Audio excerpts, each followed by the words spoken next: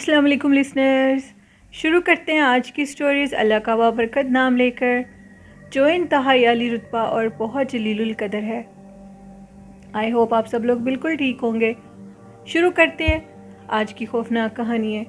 आज की पहली खौफनाक कहानी मेरे साथ शेयर की है सेंड्रीला ने।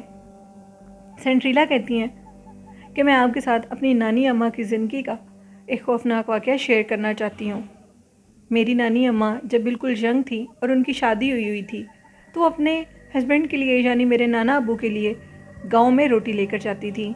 नाना अब्बू खेती बाड़ी करते थे।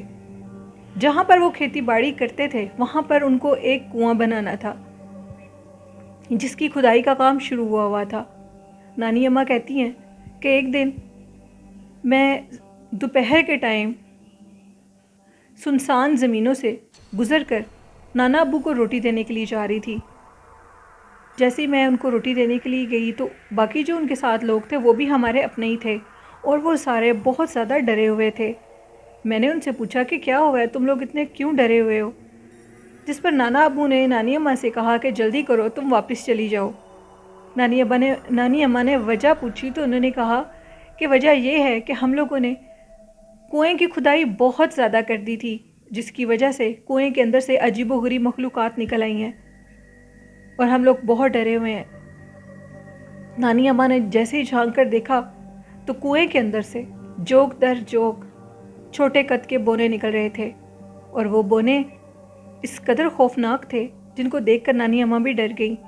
नानी अम्मा ने कहा कि इस कुएं को इधर ही बंद कर दो, इसकी खुदाई के काम को रोक दो वरना हम लोग नुकसान उठाएंगे। उसने खुदाई के काम को उधर ही रोक दिया और कुएं का मुंह बंद कर दिया। नाना अब्बू ने उसी टाइम अपने बाकी साथियों के हमरा उस कुएं को बंद कर दिया और दोबारा उस जगह की कभी खुदाई नहीं की, क्योंकि उन्होंने खुदाई बहुत गहराई से कर ली थी, जिसकी वजह से वहाँ से बोने या वो जिन्नात थे या वो जो भी मखलूक़ात थी वो बाहर निकलने लगी। ये कहानी थी सेंड्रीला की जो उन्होंने शेयर की। बहुत शुक्रिया सेंड्रीला। बढ़ते हैं आज की दूसरी खौफनाक कहानी की तरफ। ये स्टोरी जो मैं आपके साथ शेयर कर रही हूँ मेरे साथ तहमीना ने शेयर की है। तहमीना बताती हैं कि मेरे वालिद साहब का ईंटें बनाने का काम है और उसको ईंटों का भट्टा कहा जाता है। अमूमी तौर पर ईंटों के भट्टे के पास जिन्नात पाए जाते हैं। ऐसा क्यों है ये कोई नहीं जानता। ऐसा इसलिए है, तहमीना बताती हैं, जो मैंने इस चीज़ को नोटिस किया, जो ईंटों के भट्टे होते हैं वो अमूमन शहर से बाहर आबादी में से हटकर होते हैं, जिसकी वजह से वहाँ पर जिन्नात का गुज़र बसर होता है, क्योंकि जिन्नात इंसानी आबादी से हटकर अपने रहने का ठिकाना बनाते हैं और जब इंसान उनकी जगह तक रसाई कर लेते हैं तो फिर वो इंसानों को नुकसान देते हैं।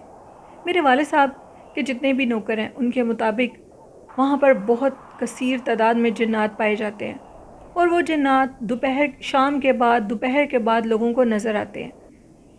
वहाँ पर कुल मिलाकर 10 से 15 घर हैं जो कि ईंटें बनाने वाले ही लोग हैं। सब लोग जानते होंगे कि ईंटें कैसे बनती हैं। उनको बनाने के लिए जिन लोगों को हायर किया जाता है उनकी फैमिलीज़ भी उधर ही रहती हैं। उनको वहाँ पर घर बनाकर दिए जाते हैं। वो लोग ये शिकायत करते हैं कि रात के टाइम इधर जिन्नात बहुत ज़्यादा तंग करते हैं। कुछ लोगों के मुताबिक जिन्नात इधर सांप के रूप में भी नज़र आते हैं। एक बुज़ुर्ग शख्स ईंटों के भट्टे वाली साइड पर मगरिब के बाद हाजत के लिए जा रहा था तो वो क्या देखता है कि एक बहुत बड़ा नाग, एक अस्तहा सांप ईंटों के भट्टे के बिल्कुल पीछे वाली साइड पर बैठा हुआ है। नज़र उसको वो इस तरह आया कि उसके हाथ में टॉर्च थी और उसको अजीब सी सांप की आवाज़ें आ रही थी। उसने जैसे ही लाइट को उस साइड पर किया तो उधर एक बहुत बड़ा काले रंग का नाग बैठा हुआ था जो कि उसको देख रहा था। देखते देखते उस नाग की जो जिस्मानी हालत थी वो चेंज होने लगी और वो एक छोटे से कद के अजीब सी शक्ल के हुलिये में सामने आ गया, जिसके सर पर बड़े बड़े सींग थे। उसको देखकर वो शख्स डर गया और वहाँ से भाग गया। अब लोग ये कहते थे कि जब भी वो ईंटों के भट्टे वाली साइड पर मगरिब के बाद जाते हैं तो उनको अजीबोगरीब मखलूक़ात नज़र आने लगती हैं। कुछ लोग कहते हैं कि वहाँ पर ढेर सारी औरतों का हजूम नज़र आता है जो कि देखकर पीछे भागने लग जाती हैं और कुछ लोग ये कहते हैं कि वहाँ पर एक बहुत बड़ा ناگ یعنی سانپ دیکھا جاتا ہے جو کہ عجیب روپ میں سامنے آتا ہے۔ کچھ لوگوں نے یہ کہا کہ اس سانپ کے منہ سے آگ نکلتی ہے اور اس کے سر پر بہت بڑے بڑے سینگ ہیں۔ اب وہاں پر رہنے والے نوکر بہت زیادہ ڈرے ہوئے ہیں اور یہ چاہتے ہیں کہ ہم لوگ اس جگہ کو چھوڑ کر چلے جائیں۔ کچھ لوگوں نے یہ کہا کہ جیسے ہی ہم اینٹوں کے بھٹے کی بیک سائڈ پر جاتے ہیں تو وہاں پر عجیب و غریب قسم کا ایک جانور ہمارے پیچھے بھاگنے لگتا ہے، ہم لوگ ادھر بالکل نہیں رہیں گے۔ بہت سے نوکر اس جگہ کو چھوڑ کر چلے گئے کیونکہ وہاں پر بہت زیادہ تعداد میں جنات پائے جاتے ہیں۔ میرے ابو نے کہا کہ میں سارا کچھ خود آ کر دیکھوں گا، میں تم لوگوں کی کسی بات پر یقین نہیں کروں گا۔ جیسے میرے ابو رات کے ٹائم ادھر ان کے گھروں کی طرف گئے اپنے بیٹے کے ساتھ یعنی میرے بڑے بھائی کے ساتھ، تو کیا دیکھ ابو کہتے ہیں کہ جیسے ہم لوگ گاڑی پر ادھر پہنچے تو رات کا ٹائم تھا، 9 بجے ہم لوگ ادھر پہنچ گئے۔ اچانک سے ہمیں یہ لگا کہ جیسے ہمارے پیچھے کوئی بھاری قدموں سے چل رہا ہو۔ پیچھے سے پلٹ کر دیکھا تو پیچھے کوئی نہیں تھا۔ مجھے دوبارہ محسوس ہوا کہ جیسے میرے پیچھے کوئی چل رہا ہے۔ اب میں جیسے ہی پیچھے سے پھر پلٹا تو میں دیکھتا ہوں کہ ایک بوڑھا شخص جو کہ کافی گندے کپڑوں میں میرے پیچھے کھڑا ہوا ہے اور مجھے کہتا ہے کہ صاحب آپ نے بڑی دیر کر دی آنے میں۔ اس نے یہ کہا کہ ہم لوگ آپ کا انتظار کر رہے تھے۔ یہ بات سن کر میرے والد صاحب ایک دم چونک گئے اور یہ کہنے لگے کہ میں نے تمہیں بالکل نہیں پہچانا۔ میں اپنے ہاں کام کرنے والے سب نوکروں کو جانتا ہوں لیکن ان میں سے میں نے تمہیں آج تک نہیں دیکھا۔ اس نے کہا کہ صاحب جی میں آپ کو جانتا ہوں۔ اس نے ایک نوکر کا نام لیا اور کہا کہ میں اسی نوکر کا اس نے کہا کہ آپ کے ہاں جو نوکر کام کرتا ہے میں اس کا ماموں ہوں اور چند دن پہلے ادھر آیا ہوں۔ آپ مجھے نہیں جانتے لیکن ادھر ہونے والے کام بہت خراب ہیں، لوگ یہاں سے ڈر کر بھاگ جاتے ہیں۔ انہوں نے یہ کہا کہ ٹھیک ہے ہمیں اس جگہ کو دکھاؤ جس جگہ پر یہ سارے واقعات پیش آ رہے ہیں۔ ہم لوگ جیسے ہی اس جگہ پر پہنچے تو وہ نوکر جو کہ بالکل ہمارے پیچھے تھا اور اس کے ہاتھ میں ایک کینڈل تھی، اس نے اس کو روشن کیا ہوا تھا۔ ہم نے کہا کدھر ہو تم، ہمارے آگے آؤ۔ ہمارے موبائل کی ٹارچ جل رہی تھی۔ اینٹوں کے اس بھٹے کے بالکل بیک سائڈ پر پرانے کھنڈر تھے یعنی پرانے نوکروں کے گھر جن کو گرا دیا گیا تھا کیونکہ وہ وہاں سے چلے گئے تھے۔ وہ ہمیں اس کھنڈر کی طرف لے کر جا رہا تھا اور کہہ رہا تھا کہ ادھر سے ہی وہ جنات لوگوں کو تنگ کرتے ہیں کیونکہ ان پرانے گرے ہوئے کھنڈروں کے اندر لوگ حاجت کے لیے جاتے ہیں۔ انہوں نے اس جگہ کو اپنے واش روم کے طور پر یوز کرتے تھے۔ وہ یہ ساری باتیں مجھے بتا رہا تھا اور مجھے وہاں پر لے گیا۔ میرا بیٹا جو کہ مجھے بار بار کہہ رہا تھا کہ ابو مجھے یہ جگہ کچھ ٹھیک نہیں لگ رہی اور یہ انسان بھی کچھ ٹھیک نہیں لگ رہا، ہمیں واپس چلے جانا چاہیے، ہمیں ادھر نہیں رکنا چاہیے، لیکن میرے ابو اس چیز کو سمجھ نہیں رہے تھے۔